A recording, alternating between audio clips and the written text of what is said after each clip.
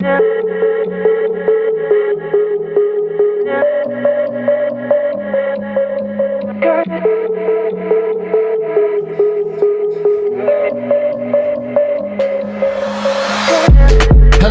welcome. I'm Donnie Bedore. Welcome to the Biz Life Podcast. So we're here today. I have a special guest. It is Micah Gordon.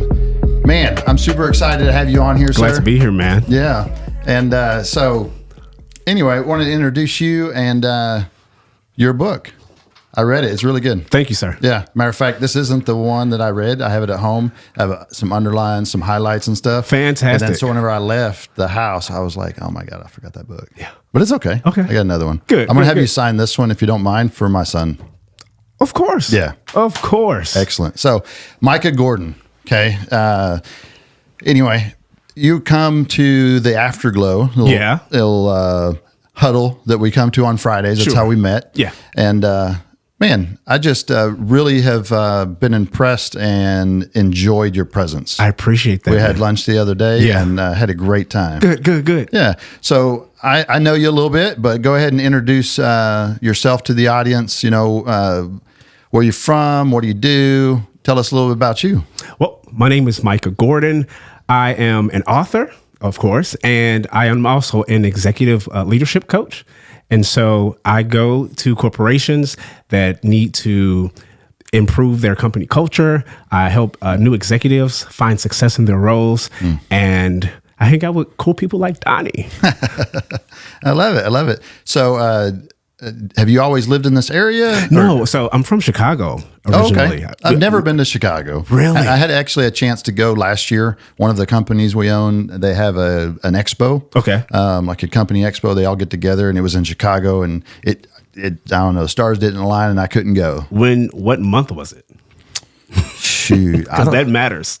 Oh, yeah. Well, yeah. Yeah. No, it was in the summer, I think. Okay. Yeah. Okay. It was a good time. It's a good Yeah. time to go. Yeah. Born and raised in Chicago, man. Okay.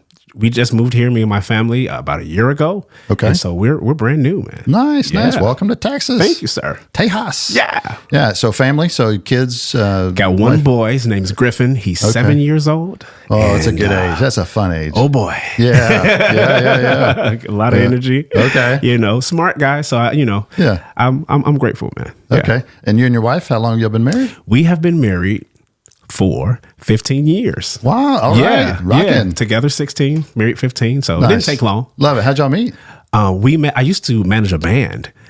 Really? A long time ago. Okay. Yeah. Did you play in it or is it just managing? I play around with instruments, but I never took one on. You know what's what I funny mean? is like the last 3 or 4 guests that we've had in here, all musically talented. Really? Yeah. Yeah. I play by ear. I just pick it up, and if it makes noise, I can make it make music. Really? That Okay. kind of thing.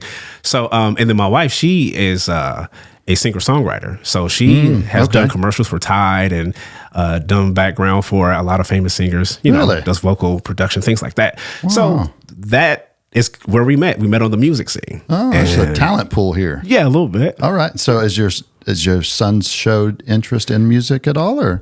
He is a music machine, man. Really? Oh my goodness. All Singing, right. rapping, just around the house, just playing Alexa. Alexa, play this. Alexa, play that. That's all day. Yeah. All day long. All day long. That is cool. Yeah. All right. Well, what do you do for a hobby? What's on fun for you? Well, I'm a little bit of a bore, man. Honestly, I Me too. read books, watch documentaries. One thing I did pick up along the way is ping pong. I love ping pong. Okay. It's just hard to find anybody that can play. Yeah. You know what I mean? So when we bought our first house, the first thing I bought before I bought furniture, was a ping pong table. Really? I was like, growing up, I was like, if I ever get a house, I'm buying a ping pong table first thing, and that's the first thing I bought. That's cool. That's Yeah. cool. So, all right, son plays with you and learning. He's trying. He's a little handsy. He's probably more of a football kind of guy. you need finesse for the ping pong thing. Yeah, I hear you. Well, this show, this podcast is really dedicated to the small business owner. Fantastic. Us being small business owners and how that has changed our family's life. We have really wanted to give back to the small business owners. So look for people to be on here that could, just give insights, inspiration, things like that to the small business owner. Maybe, what I'm thinking is someone that, they have either just one location or they're just getting started, they're thinking about getting started or whatever, and then they can glean some, hopefully some wisdom and some insight out of from guests. And shamelessly, I'd like to learn as well too. I'm a lifelong learner, so this podcast is just a continuation of that for me. So, cool. That's how it came about. It's a little pressure. Yeah, no Teach pressure. me something, man. Teach me. So yeah, really, read the book, Ready, Set, Goal. Great book. And thank you so much for not having it really, really long. You know what, man? Right? Really, I appreciate that. So what happened was I was actually in the market for a car. I went to go, I think it was a Bronco that I was test driving. Okay. The guy asked me, hey, can I get in the car with you? And I'm like, yeah, okay, sure. So we're driving and he's like, hey man, what do you do? And I'm like, I'm writing a book. And he's like, oh, okay, cool. What is it about? So I told him what it was about. And he's like, yeah, I'll probably never read that book. And I'm like, why? Wow. I mean, we're getting along, we're talking, we're having a pretty good conversation. Why are you not gonna read my book, bro? So he's like, books are too long. They're intimidating. And I'm like, you know what? You're right. Yeah. They are too long. They are intimidating. Even me, and I'm an avid book reader, I hate all the fluff. And so I promised him and myself that I wouldn't make the book long, that I wouldn't put a lot of fluff in it. I would put more of the highlights in the book that I would actually highlight if I was reading it. Yeah, I noticed that too. I mean, it's almost straight to the point. Just it's straight to the point. It's just raw right there. Right there. I love it. Yeah. So that's kind of how it was confirmation for me in that moment. But yeah, he definitely inspired me to keep it under 100 pages. There you go. Yeah. All right. And then, so what made you, I guess let's start from the beginning, right? What was the inspiration on writing this book, and, where did it come from, right? You just wake up one day and say, I don't want to write a book. Well, I noticed that a lot of people that are in a good space are just in a good space. And good is the enemy of great, right? And so it's hard for people to give up something good for the chance of something great. And so I kind of wanted to speak to that and give a framework or a guide to, okay, you're not happy with what you're doing. Right. So these are some of the things you can think through. These are some of the steps you can take to actually get to the life that you really, really want to live. Yeah. Yeah. There's so many that are okay with being mediocre. Yeah. Right. They're okay with being mediocre. And it's like, that's the killer of great. That's what I've said as well too. Mediocrity is the killer of great. Yeah, absolutely. Yeah. Love it. Yeah. It definitely, touched me and just really resonated with me and my drive and things like that. Good. So I loved Fantastic. it. I loved Thank you, it. sir. Yep. Matter of fact, so as soon as I get done reading it, I bought a couple books. I've given one to my daughter and I want to give one to my son. So. Fantastic. Thank you. So, yeah. That's great. Yeah. Matter of fact, here, this is what I'm going to do. And I'm just going to do this in the very beginning because I believe in what you're writing. We have a Patreon channel. Okay. And it's where people can support the channel. Obviously they can support us by watching us on YouTube, sharing out, liking it, things like that, which we appreciate. I think, Taylor said we're almost up to 800 subscribers already. Nice. Yeah. And so, anyway, if you want to directly, support the channel, there's a couple of different levels that they can do, $5, $20, something like that. Sure. Whatever level that they, subscribe to on our Patreon channel, I'm going to give them a free book. Really? I'm going to buy the book and I'm going to send it to them. Oh man, that's awesome, dude. Thank you. And then what I'll do on top of that is I'm going to bring it to a Friday huddle and ask you to sign it for them. Okay. Yeah. Will do. Yeah. Absolutely. Thank you so much, Go man. to our patreon.coms /Biz Life. Should be in the links below on this video. And being one of our subscribers, I'm going to give you a free book. Be my treat to you. Boom. Sound good? Thank you, sir. All right. Well, let's dive in. Let's talk. Let's dive in. All right. So, inspired to write the book, and how long did it take you to? Do you recall I don't really. Yeah. So I started. How I ended up writing the book was I went live every day for 10 days. What do you mean live? So I went on Facebook Live. Oh, okay. Yeah, I went live. And, I kind of charted out like what I wanted to talk about. Okay. And I just kind of let God do his thing. I just start talking. Okay. And I had a topic, of course, and I just started talking. And then after 10 days was up, I went back. I listened to everything I said. Okay. I kind of like got a lot of the meat out of it. There you go. And then I just started writing from there. That's great. Yeah. That's great. My wife and I, we've had this idea, I guess. Well, let me back up. I've had this idea that I'm trying to sell my wife on, and that's writing a book about our life story. Oh, I shared a little bit with you whenever we had lunch the other day about how we've been married and got divorced and remarried, and just how reconciliation happened through that, and beautiful everything else. And so I've been trying to talk her into us writing a book. And, and I don't know if I'd go live on Facebook and tell all this, but I do what I heard was, just putting a camera or something and telling the story and then going back, listening to it and writing it down. Yeah. Almost like a third party type person. Yeah. It helps. That. Yeah. Boom. Okay. Thank you. Boom. Yeah. Okay. So Sel, if you're watching, which I know you are, because you were my first subscriber. Bang. What got an idea for us? Okay, that's awesome. So I want to pull something out of the book. Okay. And this is something that I've sort of been intrigued with over the last couple of years, and I've never really dove into it. Maybe you've dove in more than I have, which I haven't done a lot.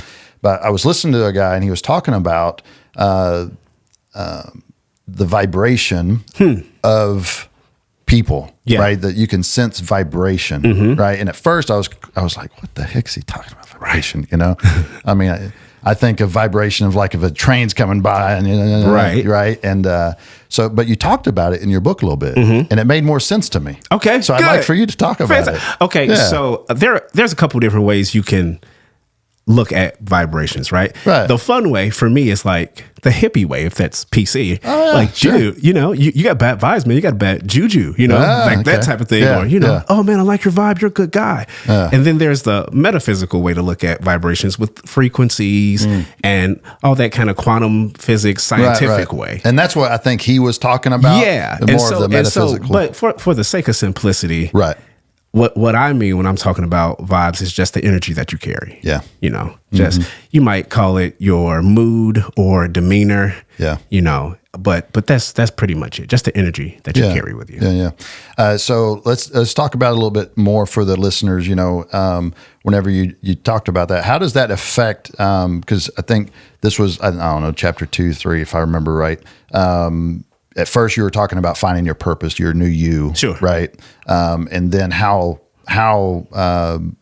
people's vibration affects that purpose, right? How are those related, right? What are some things that you've seen in that on how it affects just your purpose as you're going and running into these different levels of vibration? So the thing about vibes is that the energy it's like, have you ever been in a room with a person who had a bad attitude? Right. Yeah. And so what usually, sometimes that's me. Sometimes it's you.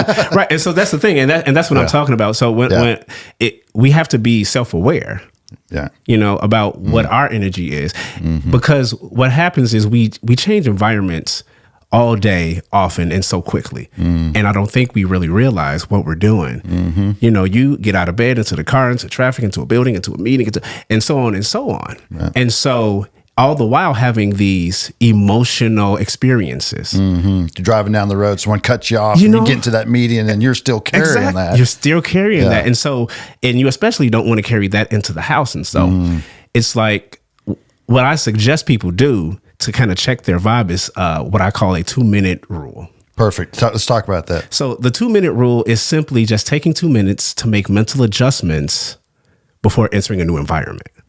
And so you're sitting there, you're kind of getting self-aware, you're kind of seeing where you are, and then you have to ask yourself, what energy do I want to exude when I go into the house? How do I want the people to perceive me that I'm about to engage with? And then once you know like what the answer is, at that point you can actually transform the energy that you had into positivity. Yeah. Would someone, and I love that, by the way, I love that thought of taking just a minute or two, right, before you transfer from wherever you're at, especially if you sense the vibe of yourself, right? You sense that, you're like, okay, I need to check up from the neck up, right? And take a moment. Fix it. Yeah. Fix it, right? Would some people think that if I do that, I feel like I'm being fake in some sort, right? I don't think so. Okay. But would you think some people might think that, right?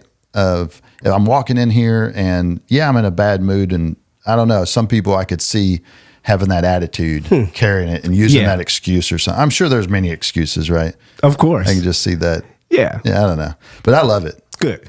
Yeah, for sure. I think it's very good and practical. And that's what I look for in the podcast, right? I'm just trying to make it simple, man. Simple as can be, right. you know? I love it. Love it. Well, before we keep going on, I do want to talk about this here. This is, okay, so I don't want to do it, but I'm going to have to because if you hold it, I still won't be able to see it. Yeah, my glasses.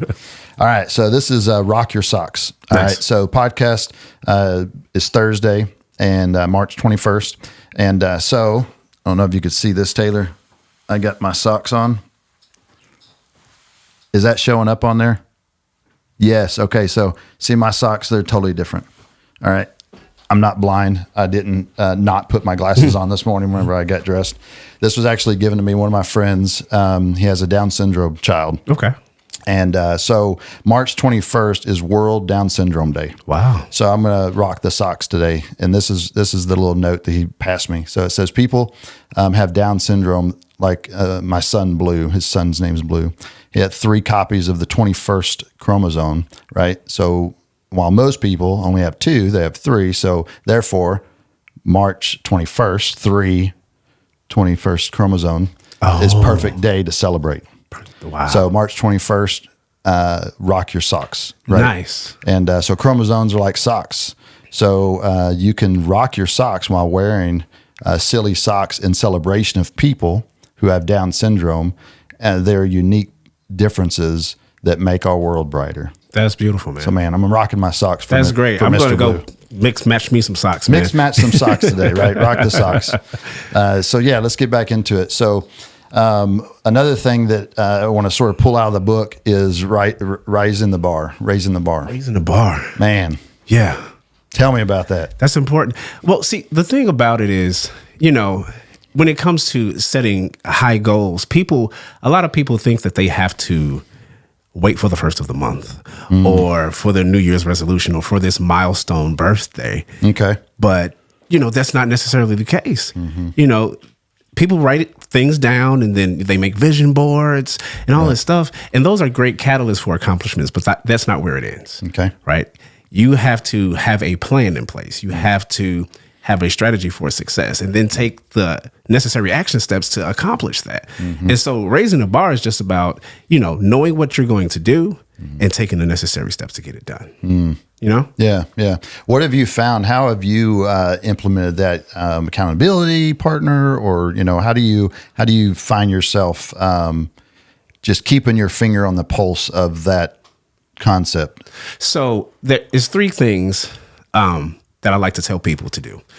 The first thing is schedule the work. The second thing is track your progress, and then set deadlines, right? Yeah. So when you're scheduling the work, we all have 24 hours, right? But you just can't count the hours. You got to make the hours count, Oh, yeah. And so I run through an exercise with people where we go through their whole day and we find hours because they're there. Right. Yeah. They're there. Yeah.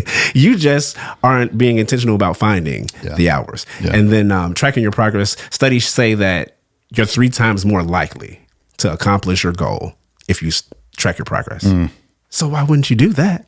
Yeah. Like 3 times more likely? And so, and then the last thing, setting deadlines. Now, deadlines is a little bit tricky because you're just setting a date, right? Deadlines don't work if there are no real world consequences, right? Okay. And we're all adults, so nobody's going to put you on punishment. Right. So we're at this part of life where we got to kind of parent ourselves. Yeah.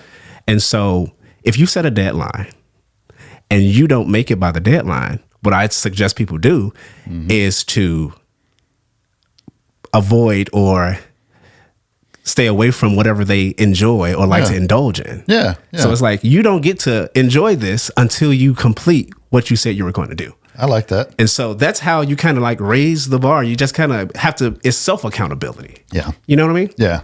That's definitely discipline. Yeah. Discipline is for sure. Yeah. It's hard, but again, if you kind of know what you should be doing and know how you can hold yourself accountable in that way, that's great. When I was working, I used to, we had standing desk.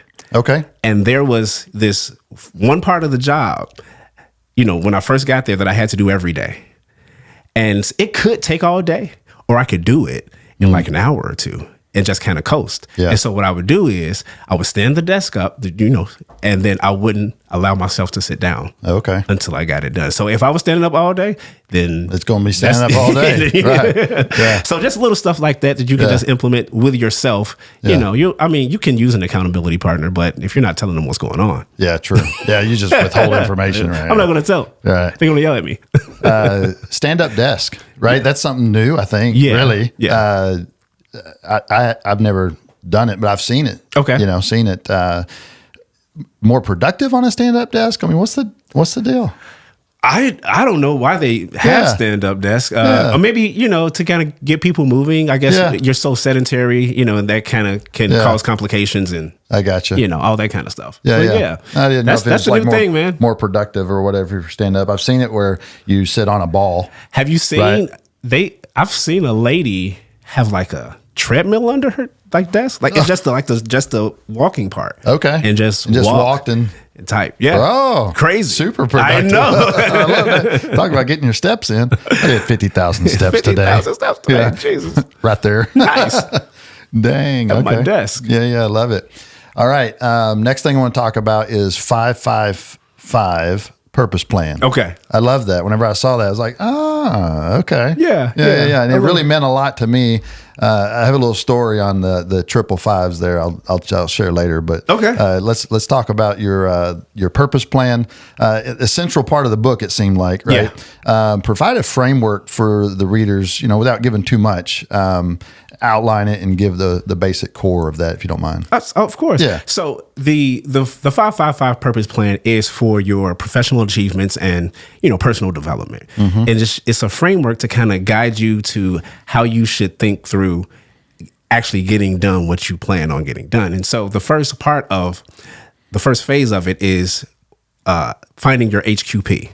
And that stands for high quality producer, right? So what's a high quality producer? Yeah. It's what's going to have the most impact or make the most income. Yeah. Right. So when you figure that out, right, the things that you need to really, really focus on.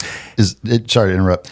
So would that be like you've seen the bucket where you put this big rocks in first, right? Then the small rocks and then the little rocks. If you do it reverse, it doesn't work. It doesn't work. Right. So putting the HQP in first. Yeah. You have to figure out what you need to focus on because there's so much. Right. There's so much. And you're going to have to, I tell people all the time, figure out what's important and ignore everything else. That's the only way you're going to get anything done because there's so many distractions. There's so many people pulling on you at all. Somebody's going to need your help at some point in time. True. And so you have to figure out what's important so you know what to say no to. And so that's the first part of the 555 purpose plan. And so, and once you figure out, you have your list of HQPs. Right. I challenge people to do something. Okay. And it's difficult. Let's do it. Choose one. Oh. They hate that. Yeah. They hate it. Yeah. I had 10 things. I got down to 5 and now you're telling me to choose one. This is crazy. So you have to choose one, right? Because the next phase of the 555 purpose plan is to figure out your 5 major moves. Like, what are the 5 things you can do to actually make this one HQP a success? Okay. And then you do that. And usually this part of the phase is in sequential order. So for instance, like book was mine. Okay. I wanted to finish my book. And so my 5 steps, or I'll say 3, was to finish the book, publish the book, and then promote the book. Got it. I can't publish a book I haven't finished, and I can't promote a book I haven't published. And so this part usually goes in sequential order, but that's what I needed to do to make that one thing a success. And then once you get done with that, you can move on to the next thing and then figure out the next 5 moves for that thing. Yeah. And so you're kicking butt. You're just going down the road, kicking everybody's butt. Nice. And then figuring out your moves. And then the last part of it is more of a personal growth or personal development thing. Just growing your skill set, your 5 major skills. What are the 5 major skills you need to acquire to become the person that you need to be? And so if you're thinking through that, if you're always acquiring skills and always, in the process of mastering something, then you're always going to be growing. Yeah. Anything not growing is dying. And so you need to make sure that you are intentionally growing, because a lot of times we get to a place where, okay, I got my business going, I got this going, I got that going, I'm good. Right. And then we're just okay with that. We're not pushing to the next thing because we pushed to the thing. And so now we're here, but it's always good to just continue to grow. Yeah, I agree. Yeah. I agree 100%. Right. So whenever I talk to someone or whatever that may be struggling in business or struggling in this, I'll ask them, what's the last book you read? Yes. Well, yes. Okay. I haven't. Yes. All right. It makes a big difference. Oh my goodness. Right. For me, and I get to, thank you so much for being on the podcast. Good, man. I'm glad to be here, brother. So if you weren't on here, right, just reading the book, I'm spending time with you. I'm learning knowledge from you just reading the book. That's so right. Cool. So you have all these authors that has tons of success in whatever area, right? Reading the book, it's almost like they become your mentor. Exactly. If you approach it that way, right? Exactly. And you're like, okay, how many mentors do you want? Okay. Right? Yeah. Right now, telling this person, you have no mentors. Man, you need to have a mentor. That's deep. Go read a book. Yeah. Read a book. It's easy. If you don't like to read, audiobook. Boom. Here's better yet. You could subscribe to the Business Life Podcast. Bang. There you go. And then you get a new mentor every week. It's just beautiful. Love that. Yeah. Love that. That's great. Yeah. So, man, I love it. Lifelong learner, the 555 purpose plan. Don't want to share too much about that more than we did. But okay. Yeah. Okay. So let's go into maybe some practical things for the small business owner. You do some coaching, corporate coaching, things like that. So what are some pitfalls that you've seen when it comes to people, I don't know, losing purpose or, failing at purpose or something like that? What are some pitfalls that you see that you can? Well, the pitfalls it's an interesting chapter for me, because what I see is people aren't successful at being successful. Some people kind of get to a place and they kind of lose themselves, or they kind of change into this other thing that they probably didn't start off as, you know what I mean? Right. And so there are three pitfalls that I talk about in the book: conceit, discontent, and inconsideration. Okay. Conceit. Yeah. Being conceited, and the one in my opinion that causes the most heartache is inconsideration, because usually being inconsiderate is not intentional. Right. And so that means it could sneak up on you. Okay. And another thing about inconsideration is we usually look at inconsideration as a external expression of neglect. Right. But inconsideration can also be an internal issue as well. People are so focused on their business that they neglect their health, which leads to complications. Yeah. Yeah, for sure. Too focused on their business and neglect their relationships, which leads to complications as well. Yeah. And so it's like you have to be self-aware. You have to do regular reviews. And that's what I suggest in the book, to do regular reviews with yourself and with your family. Like me and my wife, we sit down and we have the conversation. Yeah. Hey, let's talk. What's going on? Right. In the three big ones that we discuss is health, wealth, and relationships. Okay. And if you kind of think through where you are from those three places, and then where you want to be, and you kind of work through that and kind of on a weekly basis, hey, where am I from a relationship standpoint? Am I spending enough time with my wife or my son, or do I need some me time? You got to check in with yourself. Yeah. And so that's the thing for me. Those pitfalls, man, we get so high up, when we're successful. Right. And that fall from grace, man, it's a hard one. And we've seen it happen. I've lived it. We've seen it happen. I've lived it. It's hard. Yeah, it is hard, and that's definitely something that we have learned over the years, right? To have that weekly, the weekly time that we can really open up and say, how are you doing? Yeah. right? Yeah. Not, and here's one of our pitfalls, that we have to guard ourselves on because we work together. Oh, yeah. Right. I mean, before she had her, she was a stay-at-home mom. I was working. But once we got in business together, now we're working together. Yeah. 98% of the day. Gotcha. Right. I mean, she'll have her like network meetings that she goes to, women in business and things like that. Cool. But we also train together because we do martial arts. What? And I didn't know that. I'm her instructor. Oh, nice. Plot thickens. Nice. Right. And so, for us to have a dinner together, it's like, okay, I'm not your instructor. Right. I'm not your business partner. Yeah. Right. I'm your husband. Right. Yeah. And how are you doing as, how am I doing as your husband? Yeah. How are you doing as my wife? Yeah. And being intentional. Yeah. Such a big thing. I think if we don't focus on being intentional, then all those things can happen, right? Exactly. The train goes off the rails if we're not intentional. And that's all I want. I just want people to have, to be aware, be self-aware, to have kind of a guide. Okay, cool. Well, what do I need to talk about? Or how do I need to look at this or think through this? And so at that point, you have everything you need in short form. Yeah. You know what I'm saying? Yeah. And so that's kind of, one of something I champion about the book. It's like, it's super short and it got everything you need in there, man. It really does. Yeah. Yeah. I mean, that's why I bought it for my kids. It's like, Good. look, you got to read this book. Yeah. It's good. Thank you, man. You're welcome.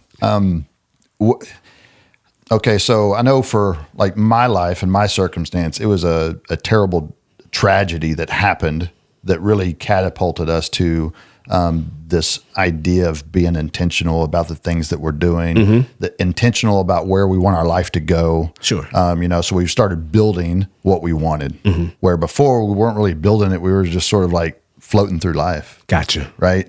I know tragedy can definitely be one of those things. What are some other things that you've seen where someone has made a pivotal change? Right. I mean, I think tragedy is probably one of the biggest things in life that can happen that create a change. So for the listener, it's like, you know what? I don't want something tragic to happen to me, right? For me to change. Yeah. What can they do to say, you know what? I want to flip the switch. Well, what I suggest is really just making a decision. Like that's the hardest thing, the biggest thing, the thing that's going to change everything. Making a decision is what you want to do. And people are afraid to make decisions, but this is the thing.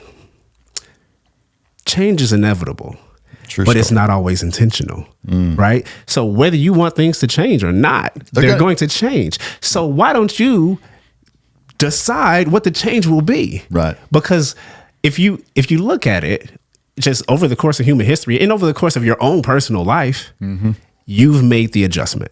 Right. Whatever happened, good or bad, you're still here. It wasn't fatal. It wasn't final. You made the adjustment. You adjusted to it. Right. And so just decide to make an adjustment instead of having to make the adjustment due to some tragedy or trauma or something like that. You just have to make the decision. Yeah. And so that's how we ended up moving. I just was like, you know what? Let's get out of Chicago. Let's go somewhere. I had never been to Texas. Really? Before I moved here. Did you just put on a map, close your eyes and put a finger? Or what? I got to a place where I stopped second guessing God. Yeah. He told me Texas and I'm like, okay, that's then I had that mindset. Yeah. So I just got up or packed up and we moved. Let's do it. And we made the adjustment and I think we're doing pretty good. Yeah. So love it. It wasn't really like planned out like that. Yeah. It's just kind of spur of the moment thing. Yeah. Some of the things that we're, building and doing right now are the same thing. Good. It's like sensed, all right, I think we need to do this. Yeah. Why? Well, I really sense this is the Lord telling us to do it. Fantastic. We're going to do it. Let's do it. And from that decision, I could see just a whole branch of what's been happening is from that decision. Just saying, beautiful. You know what? This sounds crazy, but we're going to just jump out in faith and do it. Love it, man. And that's where we're at. So keep it going, bro. Man, keep it going. Yeah, love that. Trying. Good. So, all right. So we're later in the podcast. Okay. Right. The ones that are listening really love us. Okay. Or they think we're funny. Okay. Or they're married to me. Or married to you. Okay. Yeah. What's your wife's name, by the way? Tori. Hello. Welcome. I'm Donnie. So anyway, tell us some funny stuff about you. Some funny stuff about me. Something that's like a story that, maybe no one knows. A story that no one knows that's funny? Yeah, I always like throwing a loop out there, right? Put you on the hot seat. I don't think I have anything. What a funny story about me? Yeah. I don't know. So, only thing I can think of really right now is I used to have hair. Okay. Right? All right. And so my wife went out of town.